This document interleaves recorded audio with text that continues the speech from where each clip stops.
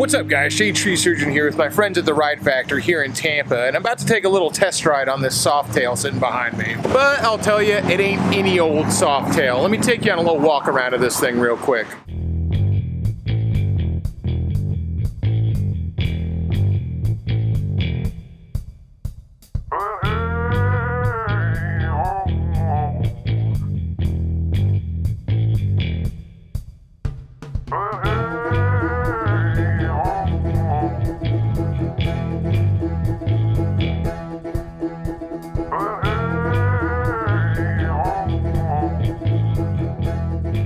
So this is a 2009 Harley Davidson Softail Deluxe with the 96 cubic inch motor.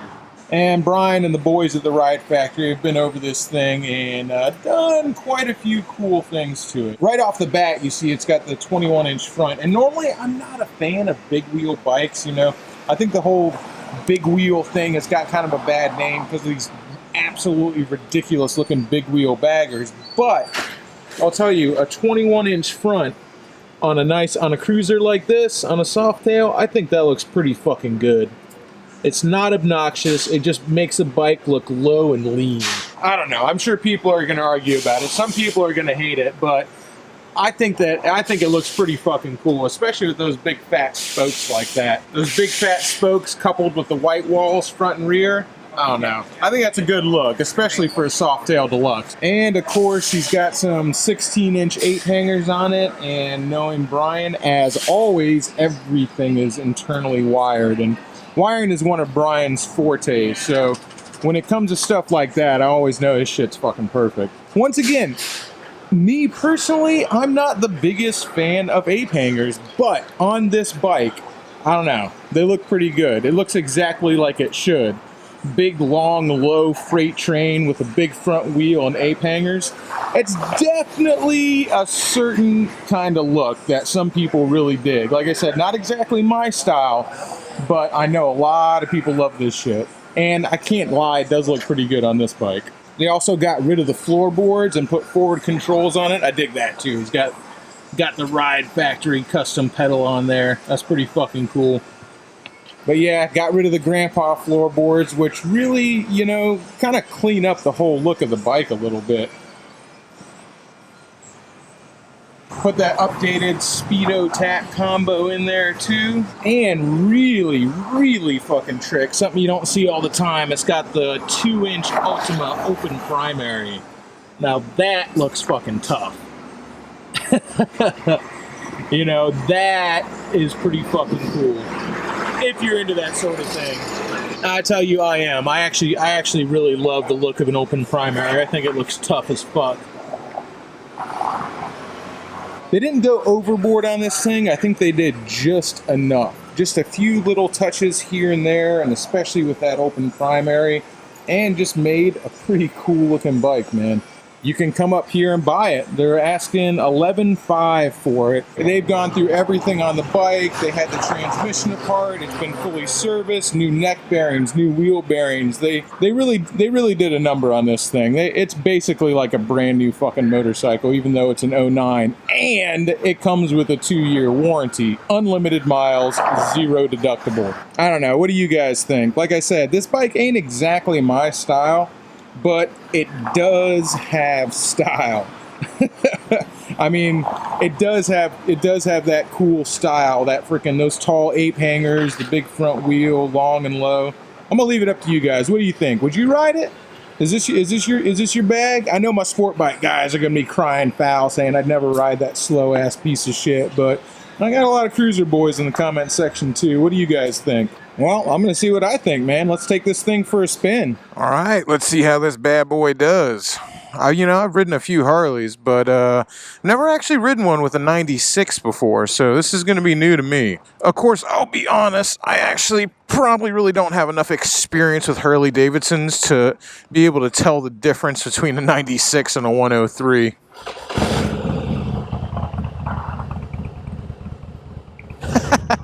That open primary is just cool as shit.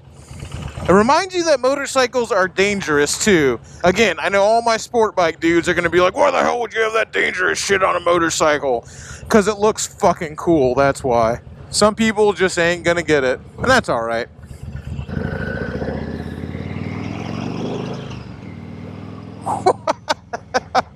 Holy shit, man, these put Devin's apes to shame. These things are fucking huge. Well, let's just go ahead and go straight on the highway. Why not?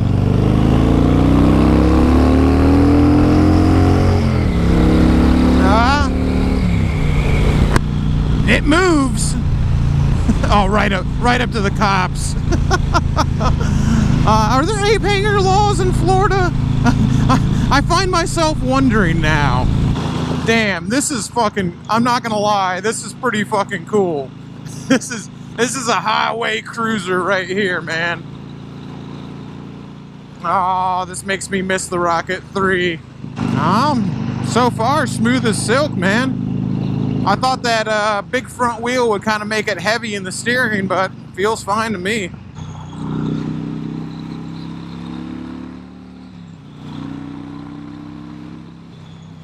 Oh, it goes, hey, remember, there's cops around. I'm all like, yeah, let's rock and roll, man. All of a sudden, I'm hitting 80 in a 55 with the fuzz right over there. I swear, I'm not trying to. I'm not trying to be an asshole. Just something about getting on a big old Harley with white walls and freaking 16-inch apes that just makes you an asshole. But an asshole in a very fun kind of way. That open primary is so dicey, man. I love it. What can I say? I love dangerous motorcycles. Low speed, even with these big apes and that big front tire, it feels as stable as anything else.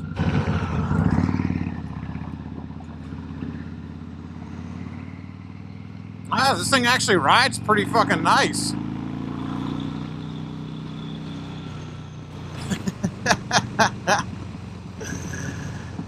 V-twins, especially big Harley twins, you know, they're not going to set any land speed records, but it's just whenever you twist that throttle, I will tell you, it just feels like the hand of God pushing at your back. It's just this inexorable force. And there's just something about it that's unlike almost anything else. And the Harley haters are going to hate it and say I'm full of shit, and the people who get it will get it. I think there's a lot of people who have the misconception and they think that I actually hate Harley Davidson. I don't. Well, I mean, that's partially true. I'm not very fond of Harley Davidson, the corporation. But I will tell you, I'm not very fond of any corporation. So that's not that weird of a statement from me. As far as Harley Davidson motorcycles go, I got no problem with it at all. In fact, I actually really like a lot of them. I like this bike, man. I could totally see myself on this thing. Like I said, it's not exactly my style, but once I don't know, you see things that aren't your style, and once you start riding them around a little bit, you kind of go, I don't know, it's growing on me a little bit. I could see myself pushing this thing around. Comfortable too. I guess that's part of the appeal. Ape hangers, even though they look uncomfortable, they are actually pretty comfortable. Ooh, that D-cell.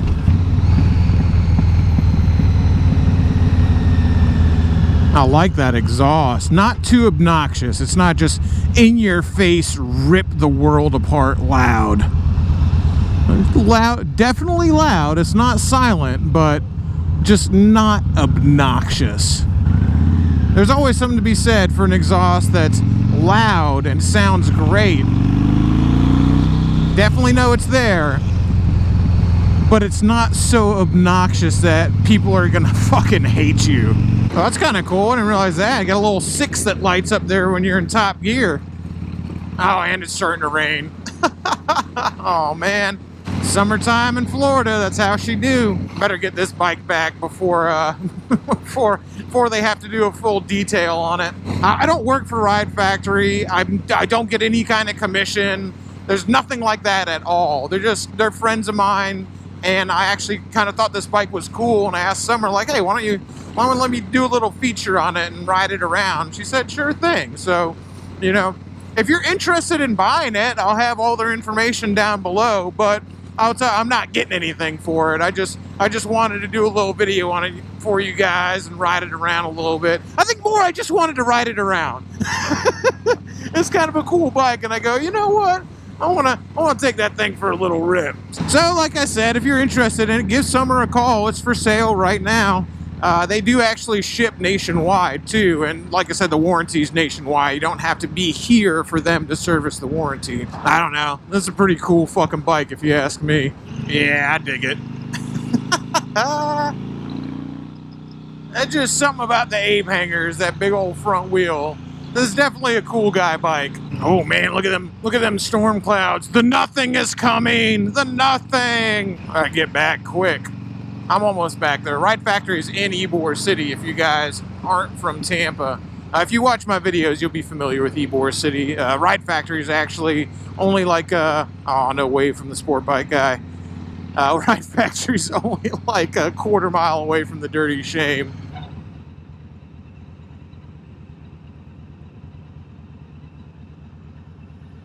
You'd think it'd be hard to control at low speeds with these ape hangers, but it ain't at all. I'll be honest with you, I don't know, I think I remember something about the 96-inch motor, like I think it's counterbalanced or something, but I will tell you, this actually feels way smoother and it vibrates way less than almost any other Harley I've ever ridden. Like I said, I've never ridden a 96, so maybe that's all in my head, but it feels, I don't know, it feels like Japanese smooth. Like usually you're riding a 103 around or a Sportster, which are, you know, the bikes I have the most, or an FXR with an old with an old 88 in it.